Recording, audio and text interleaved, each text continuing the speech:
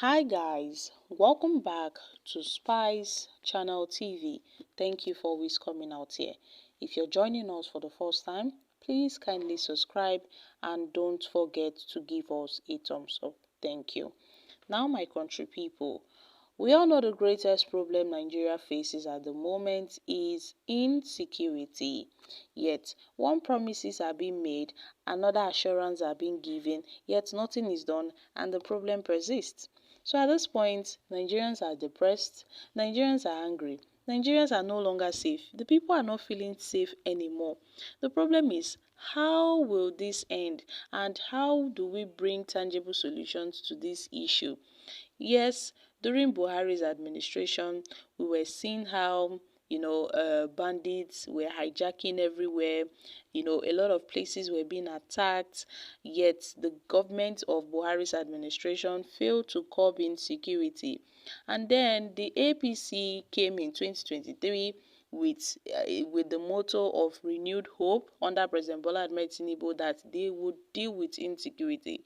And it is so unfortunate that even till this moment, insecurity persists. I can tell you that ordinary Nigerians are not safe. Not to talk of monarchs, traditional rulers. They are being killed, some are being kidnapped. So nobody is safe in this country. Now, horror and tragedy struck even in Buhari's hometown. Yes, my country people, in DAURA, tragedy struck whereby bandits killed a 90-year-old woman and also harvested her granddaughter's organ. Yes, so my country people, right in Buhari's hometown, DAURA, bandits struck whereby a 90-year-old woman was killed and her daughter was ripped open and her organs were harvested. So my country people, Daura in Katsina State, Northwest Nigeria, is the home of the former Nigerian president Muhammad Buhari. After spending 8 years as president, Buhari told Nigerians that he would retire to Daura. And then neighbors discovered the bodies of this 90-year-old Haija Amina and her 23-year-old granddaughter on Saturday morning, according to eyewitnesses. And it was learned that the incident happened on Thursday, right inside the family home of the deceased person in Sudan Wada neighborhood of Daura town. And according to reports, it was said that she was strangled while her daughter was slaughtered. Now, a resident of Daura also told news reporters that the woman's granddaughter's stomach was ripped open and her kidneys were removed by these bandits. The Katsina State Governor, Duko Umar, has offered his condolences to the family of the deceased persons and the Daura Emirates Council. When the spokesperson for the State Police Command, ASP Abubakar Sadiq Aliyu, was reached, he confirmed the incident, saying that they are still waiting for further details. But at this point, let's talk about what happened in Daura, in Buhari's community. So, what Buhari refused to address is now facing him in his own hometown. This is applicable to the president now that he will face the backlash of what he failed to address. Now, Nigeria is a country where security forces is against people who is against insecurity. That is why insecurity is becoming a problem to the country's progress and the government. Now, the Northern Elder Forum will not say anything about this one. No. They are more concerned about the CBN and the 2027 election. This is more like a family affair. Let's not poke nose into this issue. At this point, this is barbaric. No human deserves to die in such a gruesome way. But the most painful part is that the Northerners are comfortable with this. They are only concerned about what the happenings in other states. They are not talking about what's happening in their own state. Now, at this point, what did we do to deserve all of this? This is generally becoming a nightmare to all Nigerians. So at this point, this is a sad news to behold. May God grant our military personnel the wisdom to unearth this dastardly act. Now, where is Buhari?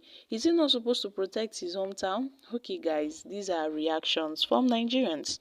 Guys, this is a very sad and unfortunate news. Insecurity is still a nightmare Despite our leaders' assurances, despite Tinubu's assurances, despite the former President Muhammad Buhari's assurance. Now, I can recall that during the campaigns, Tinubu had promised and swore that he would tackle insecurity if elected president, and that every inch of the Nigeria's national territory would be secure and defended. That is what he said. He said he would put an end to kidnapping. He said he would put an end to banditry. He said he would make sure that insecurity is being crushed and crumbled. And 7 months, 8 months down the line, Nigerians are still being killed. Villages are still being sacked by bandits. Kidnappers are still rampaging and ravaging everywhere, while terrorists are regrouping. 6 months, 7 months, 8 months, 9 months, 10 months after the inauguration, people are still being killed. But President Bola Ahmed Tinubu still insists that yes, he's working, he's trying to put things in place, he would make sure that our security and our defense is top notch. Now, we saw what happened right under Buhari's regime. Between May 29th and July 13th, 2023, over 600 people were killed by non-state actors, including Boko Haram insurgents, including ethnic militias, armed robbers and bandits. A lot of people were being killed within the first month of Tinubu's administration. Sadly, this incident continues, and when will it end? When will it end? At this point, we really need to put in a lot of effort. Nigeria and our leaders should stop making false promises. They should stop making false promises that they know they would never keep. And I think this is what they used to tie down Nigerians. This is what they used to deceive gullible Nigerians. Yes, my country people, this is what they used to deceive gullible Nigerians. This administration will come with a promise of ending insecurity, and at the end of their tenure, they go. They have not put an end to that problem, and yet another administration another leader comes and say, oh, I will make sure I put an end to insecurity, and that person's tenure will end. Yet insecurity is not crumbled, and it keeps on going on and on and on. And that is what they use to deceive Nigerians into voting for them. Now you can imagine what is happening in DAURA, right under Buhari's nose, Buhari's hometown. This is where this tragic incident happened. And it is very, very terrible. It is unfortunate that this 90 years old woman got to lose her life over bandits. Bandits struck in Buhari's hometown, killing a 90-year-old woman.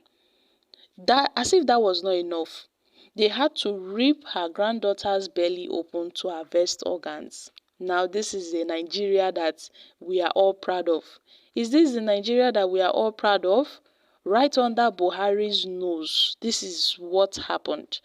Now, my country people, I don't know where and I don't know when all these things will end, but a lot of people are saying that they should have invaded Buhari's house. They should have left the 90-year-old woman and her granddaughter, and they should have invaded Buhari's house. So my country people, Nigerians are really, really angry over this situation, and it is only God that will help us all in this country. I'm dropping here, guys.